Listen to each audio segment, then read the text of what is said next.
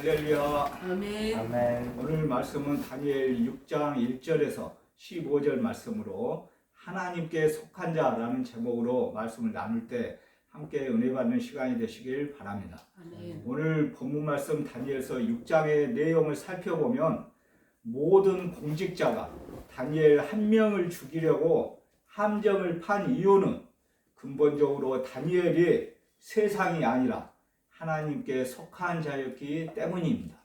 세상은 하나님께 속한 자를 자기들과 다르다는 이유로 미워하고 있습니다.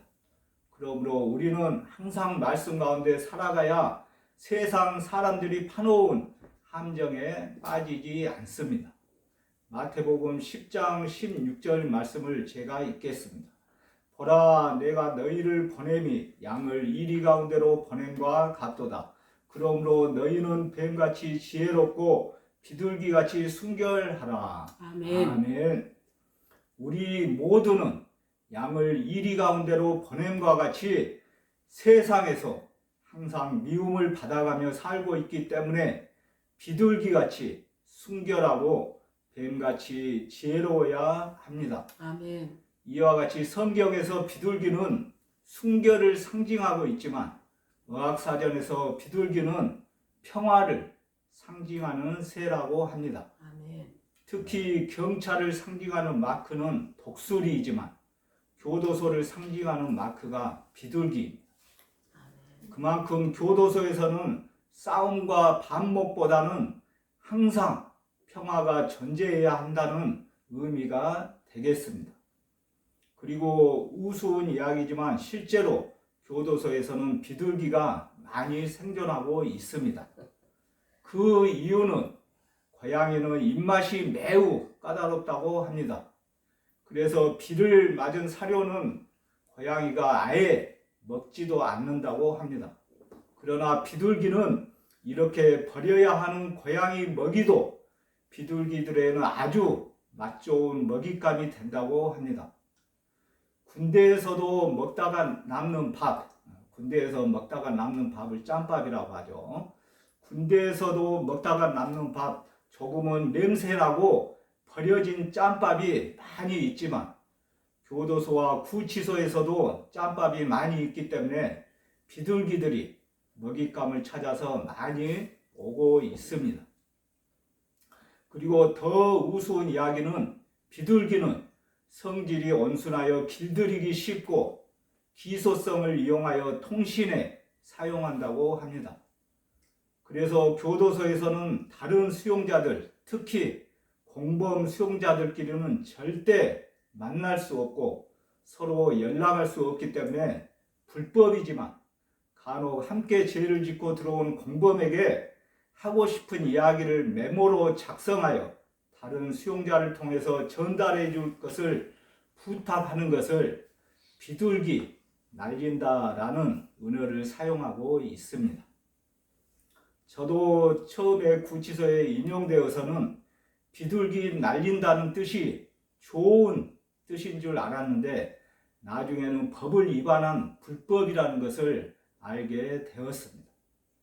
그래서 지금도 교도소에서는 비둘기 날리는 것을 직원들이 발견하거나 다른 수용자의 신고로 발견하게 되면 비둘기 날린 수용자는 처벌을 받고 있습니다. 이와 같이 교도소에서 비둘기는 평화를 상징하고 있지만 이렇게 불법적인 은어로 사용하기도 하고 있습니다. 교도소 밖에서는 비둘기 날릴 일이 없겠죠. 왜냐하면 교도소에서는 사용할 수 없는 핸드폰 등 여러 가지 통신망을 사용할 수 있기 때문입니다. 본문 말씀으로 돌아와서 다시 말씀을 전하겠습니다. 오늘 본문 말씀 다니엘서 6장의 내용을 살펴보면 모든 공직자가 다니엘 한 명을 죽이려고 함정을 판 이유는 근본적으로 다니엘이 세상이 아니라 하나님께 속한 자였기 때문입니다. 세상은 하나님께 속한 자를 자기들과 다르다는 이유로 미워하고 있습니다. 우리 주변을 살펴보면 자기에게 주어진 임무를 충성스럽게 감당하는 사람이 있는가 하면 다른 사람을 시기하고 깎아내리는 데만 혈안이 되어 있는 사람들도 있습니다. 하나님의 사람들이 충성스럽게 하나님과 세상을 섬기는 상황에도 불구하고 악하고 거짓된 자들이 그 앞에 올무를 놓을 때 어떻게 대처해야 하는지를 이 시간 보여주고 있습니다. 사랑하는 동역자 여러분, 먼저 본문 3절부터 9절을 중심으로 다름을 약점으로 여기는 자들을 살펴보면 다니엘은 바벨론에 끌려왔던 때부터 지금 바벨론이 메대와 바사에 의해 멸망한 후까지 인생의 대부분을 피정복민으로 살아야 했습니다. 그러나 하나님의 은혜로 바벨론에서 인정받는 인물이 되었고 다리오 왕 때에는 3명의 총리 중 1명이 되었습니다. 보통 전쟁에 승리한 왕은 신하 중에서 특별한 공을 세운 자에게 땅과 관직을 주었습니다. 본문 3절 말씀을 함께 읽겠습니다. 본문 3절 말씀을 함께 읽겠습니다. 시작.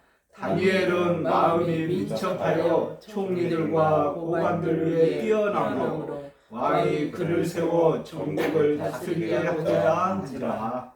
아멘. 이처럼 피정복민이었던 다니엘에게 높은 직위를 주었다는 것은 그가 그만큼 탁월한 능력을 가졌음을 방증하고 있습니다. 아멘. 그러나 이 때문에 다니엘은 2명의 다른 총리들과 고관들의 시기를 받게 되었습니다.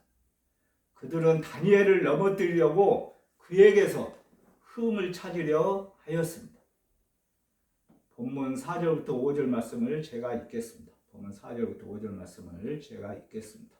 이에 총리들과 고관들이 국사에 대하여 다니엘을 고발할 근거를 찾고자 하였으나 아무 근거, 아무 허물도 찾지 못하였으니 이는 그가 충성되어 아무 그릇됨도 없고 아무 허물도 없음이었더라. 그들이 이르되 이 다니엘은 그 하나님의 율법에서 근거를 찾지 못하면 그를 고발할 수 없으리라 하고. 아멘. 아멘. 이처럼 다니엘에게서 도덕적으로나 업무적, 공무적으로는 어떠한 흠, 즉 틀린 점을 찾을 수 없게 되자 자기들과 다른 점을 공격해야겠다는 결론을 내리게 되었습니다. 본문 6절부터 9절 말씀을 살펴보면 총리와 지사와 총독과 법관과 간원들의 이름으로 30일 동안 왕의 어떤 신이나 사람에게 예배나 기도해서는 안 되고 이를 어기면 누구든지 사자굴에 던져 넣겠다는 법률을 만들었습니다. 이는 다니엘 한 명을 수렁에 빠뜨리기 위한 것입니다. 이처럼 모든 공직자가 다니엘 한 명을 죽이려고 함정을 판 이유는 근본적으로 다니엘이 세상이 아니라 하나님께 속한 자였기 때문입니다. 아멘. 이처럼 세상은 하나님께 속한 자들을 자기들과 다르다는 이유로 미워하고 있습니다. 사랑하는 교정선교 동역자 여러분, 다니엘을 싫어하는 총리들과 고관들은 다니엘의 불법을 하나님의 율법에서 근거를 찾지 못하면 절대로 고발할 수 없다는 것을 알게 되었습니다. 이처럼 다니엘의 대적들이 다니엘에 대하여 샅샅이 조사하였지만 아무 흠도 찾지 못하고 내린 결론이었습니다. 다니엘과 같이 흠없는 사람이 디아스포라들의 삶의 목표였으며 오늘날 세상을 살아가는 그리스도인들이 들어야 하는 영광스러운 평가입니다. 아멘. 여기에서 디아스포라의 의미는 지난 시간에도 배웠지만 흩어진 사람들이라는 뜻으로 팔레스타인을 떠나 온 세계에 흩어져 살면서 유대교의 규범과 생활 관습을 유지하는 유대인을 이르던 말입니다.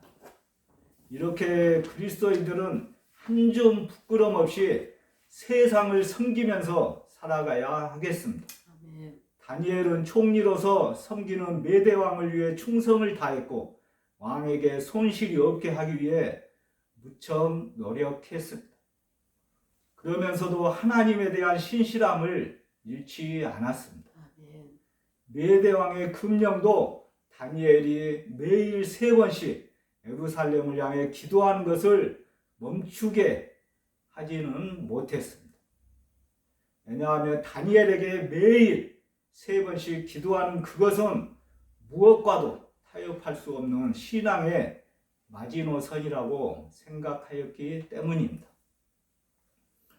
어제는 저희 교회가 속해 있는 노예 소속 교회 창립 예배가 있어서 경기도 하남시 미사동에 위치한 교회에 다녀왔습니다. 노회장 목사님이 설교 말씀 시간에 333 운동을 담임 목사님에게 강조하였습니다. 첫 번째 3은 하루 3시간 기도, 두 번째 3은 하루 3시간 말씀 연구, 세 번째 3은 하루 3시간 전도를 꼭 할 것을 강조하였습니다.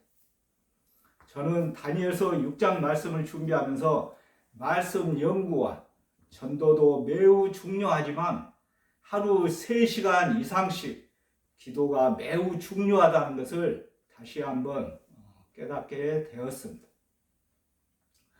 사랑하는 교정선교 동역자 여러분, 다음은 본문 10절부터 14절까지를 중심으로 충성스럽게 정체성을 지키는 자에 대하여 말씀을 나누겠습니다. 열왕기상 8장 48절부터 50절 말씀을 제가 읽겠습니다. 자기를 사로잡아간 적국의 땅에서 온 마음과 온 뜻으로 주께 돌아와서 주께서 그들의 조상들에게 주신 땅, 곧 주께서 그들의 택하신 성읍과 내가 주의 이름을 위하여 건축한 성전 있는 쪽을 향하여 주께 기도하거든 주는 계신 곳 하늘에서 그들의 기도와 간구를 들으시고 그들의 일을 돌아보시오며 주께 범죄한 백성을 용서하시며 주께 범한 그 모든 허물을 사하시고 그들을 사로잡아간 자 앞에서 그들로 불쌍히 여김을 얻게 하사 그 사람들로 그들을 불쌍히 여기게 하옵소서. 아멘. 방금 읽었듯이 바벨론의 포로로 끌려온 유다 백성들은 날마다 예루살렘을 향해 기도하는 습관을 가지고 있었습니다. 아멘. 오늘 본문 10절 말씀에서도 다니엘도 마찬가지로 저서가 내려진 것도 금령에 왕이 도장이 찍힌 것도 알았음에도 불구하고 집에 돌아와서는 이 방에 올라가 창문을 열고 평소에 하던 대로 하루 3번씩 무릎을 꿇고 기도하며 하나님께 감사했습니다. 특히 다니엘은 기도를 하게 되면 죽을 수 있다는 위험을 무릅쓰고도 창문을 열고서 자신이 기도한다는 사실을 숨기지 않았습니다. 이렇게 하루에 3번씩 창문을 열고서 기도하는 모습을 드러내며 유다 백성에게 모범이 되고 있었습니다. 사랑하는 동역자 여러분, 어떻게 생각해 보면 본문 12절에서 말씀하였듯이 딱 30일 동안만 예배나 기도를 자제하면 될 텐데 라고 생각할 수 있었지만 다니엘은 하나님 앞에서 자기 정체성을 고수하였고 모든 사람에게 드러내기를 두려워하지 않았습니다. 더 나아가 아무리 강력한 왕의 권위에 근거한 금령이라 할지라도 하나님의 권위 앞에서는 아무것도 아님을 목숨 걸고 선언했습니다. 아멘. 그 법을 고안한 자들은 다니엘을 죽이려는 것이 목적이었으므로 그를 항상 주시하고 있었을 것이고 다니엘이 기도하는 것을 목격하고 즉시 왕에게 가서 다니엘을 고발하였습니다. 본문 14절 말씀을 살펴보면 그제야 다리오 왕은 다니엘을 음해하려는 세력에게 속았다는 사실을 알아채고 다니엘을 구하려 애썼지만 왕의 도장을 한번 찍은 법령을 취소할 수는 없었습니다. 그러나 다니엘은 다리오 왕이 아니라 하나님으로부터 오는 구원을 기대하였습니다.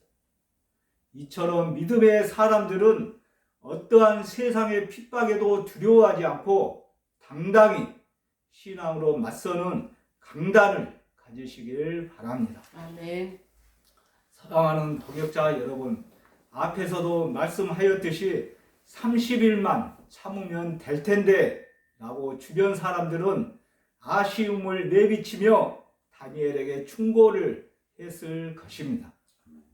하지만 그렇게 유보하고 양보하기 시작하면 마지막에는 신앙 자체를 양보할 수밖에 없습니다. 다니엘은 기도하는 것을 자랑하거나 드러내려고 하지 않았지만 그것을 부끄럽게 여기지도 않았고 포기할 수 없는 신앙의 마지노선으로 여겼습니다. 이와 같이 다니엘의 행위는 다른 사람들에게 전혀 해를 끼치는 것도 아니었습니다. 그저 다니엘의 흠을 찾기 원하는 사람들에게 빌미가 될 뿐이었습니다. 지금까지 강단에서 항상 하는 이야기이지만 이처럼 그리스도인들은 그러한 공격과 모함을 받을 준비를 항상 해야 합니다. 아멘. 우리가 하나님께 순종하는 일 이외에는 흠잡을 수 없게 사는 것, 그것이 세상을 살아가는 우리의 목표가 되어야 하겠습니다. 아멘. 말씀을 정리하겠습니다. 서두에서도 말씀드렸듯이 모든 공직자가 다니엘 한 명을 죽이려고 함정을 판 이유는 근본적으로 다니엘이 세상이 아니라 하나님께 속한 자였기 때문입니다. 세상은 하나님께 속한 자를 자기들과 다르다는 이유로 미워하고 핍박하고 있습니다. 이와 같이 우리는 세상에서 미움을 받고 있기 때문에 항상 비둘기같이 순결하고 뱀같이 지혜로워야 합니다. 아멘. 다니엘과 같이 왕의 법령에도 불구하고 숨기지 않고 창문을 열어 드러내놓고 하나님께 기도함으로써 하나님이 왕보다 높으신 분임을 선포할 수 있어야 합니다. 아멘. 이는 사도들이 유대 관원들의 위협에도 그들의 말이 아니라 하나님의 말씀을 듣는 것이 옳다고 외친 것과 같은 결단이 우리에게는 필요합니다. 그리고 우리는 항상 말씀 가운데 살아가야 세상 사람들이 파놓은 함정에 빠지지 않는다는 것을 꼭 믿으시길 바랍니다. 아멘. 할렐루야. 아멘. 아멘. 제가 기도하겠습니다. 오늘 하나님께서 주신 말씀을 통하여 다니엘은 하나님께 속하였기 때문에 기도하는 것을 자랑하거나 드러내려고 하지 않았지만 그것을 부끄럽게 여기지도 않았고 포기할 수 없는 신앙의 마지노선으로 여겼다는 것을 알게 되었습니다. 또한 다니엘의 행위는 다른 사람들에게 전혀 해를 끼치는 것도 아니었고 그저 다니엘의 흠을 찾기 원하는 사람들에게 빌미가 되었을 뿐이라는 것도 알게 되었습니다. 저희 몸된 교정 선교교회 지체들과 전국 교정시설에 갇혀있는 형제 자매들, 그들을 돌아보고 있는 교도관, 그리고 윤석열 대통령을 비롯하여 이 나라와 민족, 세계일방 모두가 세상의 어떠한 공격과 모함에도 굴하지 않고 오로지 우리가 하나님께 순종하는 일 이외에는 흠잡을 수 없게 사는 것, 그것이 세상을 살아가는 우리의 목표가 될 수 있도록 도와주시옵소서. 아멘. 코로나19가 재확산되고 있는 이때 의정부 교도소를 비롯하여 전국 교정기관이 코로나19를 잘 극복할 수 있도록 도와주시옵소서. 아멘. 그래서 전국 교정 기관장님들을 비롯하여 모든 직원들과 갇혀있는 형제자매들 모두가 영육간의 강건함을 회복하여 이 시대 우리에게 맡겨진 사명들을 잘 감당할 수 있도록 인도하여 주시옵소서. 아멘. 그리고 이 땅 가운데 살면서 화급한 일 절대 당하지 않도록 도와주옵시고 정치, 경제, 사회, 문화, 국방이 정상화될 수 있도록 도와주시옵소서. 예수님 거룩하신 이름으로 간절히 기도드립니다. 아멘. 아멘.